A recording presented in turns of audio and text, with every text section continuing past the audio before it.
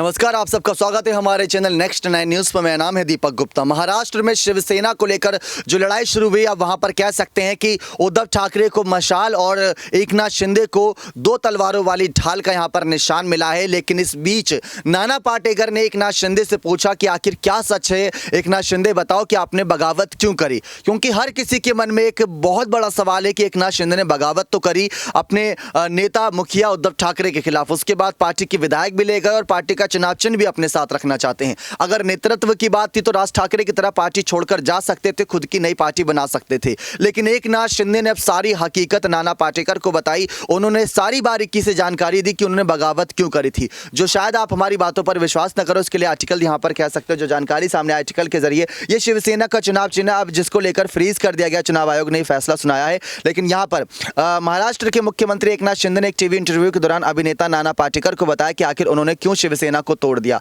नाना के द्वारा पूछे गए सवाल के जवाब में शिंदे ने कहा कि कुछ चीजों को सहनशीलता की सीमा होती है, यानी कि कुछ चीजें अगर सहन से बाहर होती हैं तो उसके पार हमें कदम उठाना पड़ता है, लेकिन जब पानी सिर के ऊपर से चला जाता है तो निर्णय लेना पड़ता है।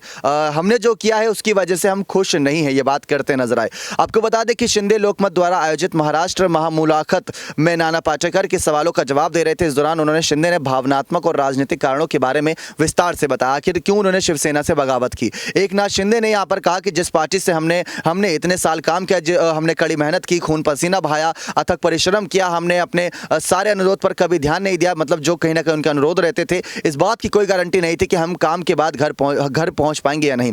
फिर भी हमने हर संभव कोशिश की। जब कुछ गलत हुआ तो हमें निर्णय लेना पड़ा। हमने निर्णय लिया इसलिए लिया क्योंकि पार्टी अपनी पहचान खो रही थी। हमने पार्टी को बचाने के लिए निर्णय लिया। मुझे लगता है कि इसमें कुछ भी गलत नहीं। ये बात यहां पर एकनाथ शिंदे ने नाना पाटेकर के सामने करी। एकनाथ शिंदे ने कहा कि हमने 5 बार अनुरोध किया था, एक अवसर था, लेकिन दुर्भाग्य से ऐसा नहीं था। मैं बाला साहब और आनंदीके का कार्य करता हूं, इसलिए मैंने बड़ा कदम उठाया। एकनाथ शिंदे ने धनुष बाण चुनाव चिन्ह के मिलने के पीछे का गणित भी समझा। उन्होंने कहा हमें चुनाव चिन्ह के बारे में किसी को बताने की जरूरत नहीं, हमें इसे योग्यता के आधार पर प्राप्त करेंगे। चुनाव आयोग अंधेरी के उपचुनाव के कारण निर्णय नहीं ले सका, लेकिन हमें भविष्य में धनुष बाण जरूर मिलेगा, ये शिंदे ने कहा है। ऐसा इसलिए क्योंकि 55 में से 40 विधायक हमारे पास हैं, उनके वोटों की गिनती 39 लाख है। साथ ही 18 में से 12 सांसद हमारे साथ हैं और उनकी वोट की गिनती 69 लाख है। इसका मतलब है कि हमारे पास शिवसेना को कुल मिले वोटों में 70% से अधिक है। ये एक अपने आप में बहुत बड़ा आंकड़ा जो एकनाथ शिंदे ने बताया, जिसके पीछे की हकीकत है कि जो धनुष बाण का चुनाव चिन्ह है वो भी उन्हें कुछ ही यहाँ पर समय में